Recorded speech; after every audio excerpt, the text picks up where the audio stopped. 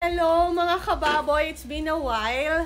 Okay, so ngayon, ipapakita namin sa inyo actually kasi nagle-labor, hindi, nanganganak na si Bunso. Okay, naalala niyo si Bunso, ang ating baby. Eto na po siya. Okay, papakita ko sa inyo. Ayan na ang kanyang mga babies. Okay, sobrang dami, no? Nice, no? Ang gaganda. O, 11 na sila. 11 na yan. Healthy naman. Unfortunately, meron lang isa. Hindi siya nakasurvive. So, actually 10 minutes na siyang nire-revive. But, anyway, sayang lang, di ba? Ang ganda pa naman, no? Sabi namin sa kanya, kapag nabuhay siya, gagawin uli namin siyang inahin.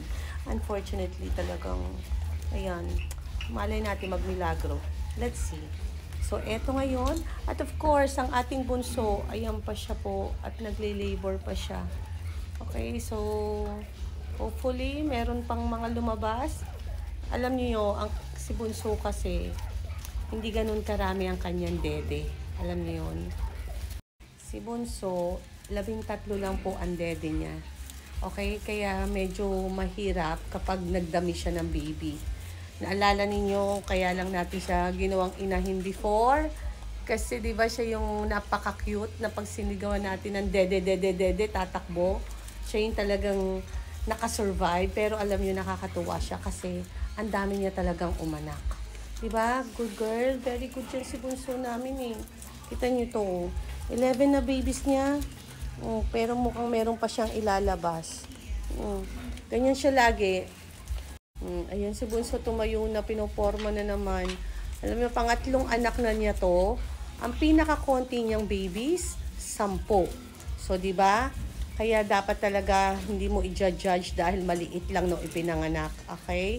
So, tapos sa lahat ng inahin, nilalahat na namin, siya ang pinaka-mabait sa mga babies.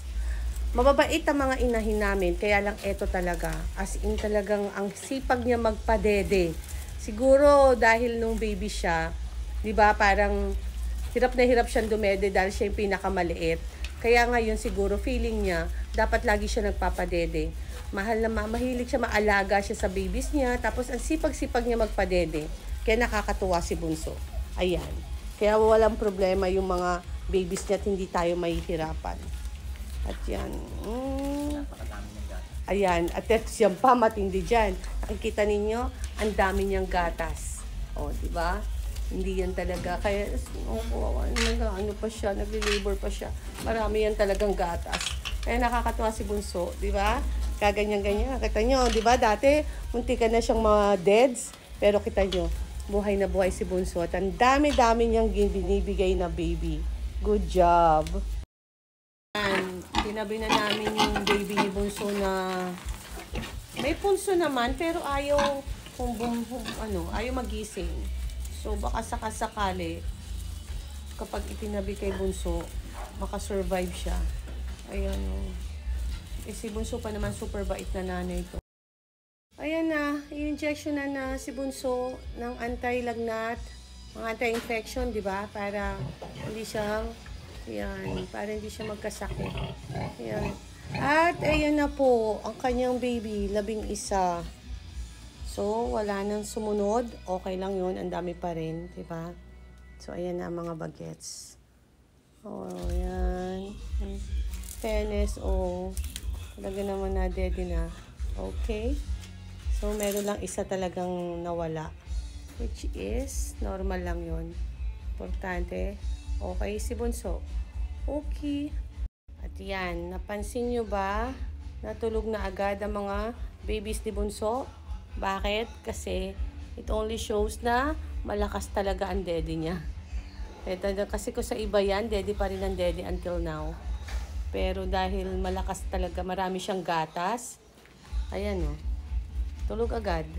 Wasted agad ang mga bagets. Okay? Ayan. Tulugan na sila. So, ito na lang 3 na to ang nadede ngayon. Hindi pa sila busog. Pero, the rest, busog na busog na. Ayan na si bunso. Relax na siya. Okay, pahinga naman. Ayan. Okay, di tapos na mga anak si Bunso ngayon, mga kababoy. Healthy naman ang mga babies niya, healthy rin si Bunso. However, meron mang isang nawal na lagas, okay lang yun. Normal lang yun, di ba? 11 ang baby niya, di ba nakakatuwa, ang dami niya. Tapos yan, no, nagtatawag na siya ng kanyang mga babies kasi gusto niya na magpadede. Okay, kwento ko ulit sa inyo susunod. Bye!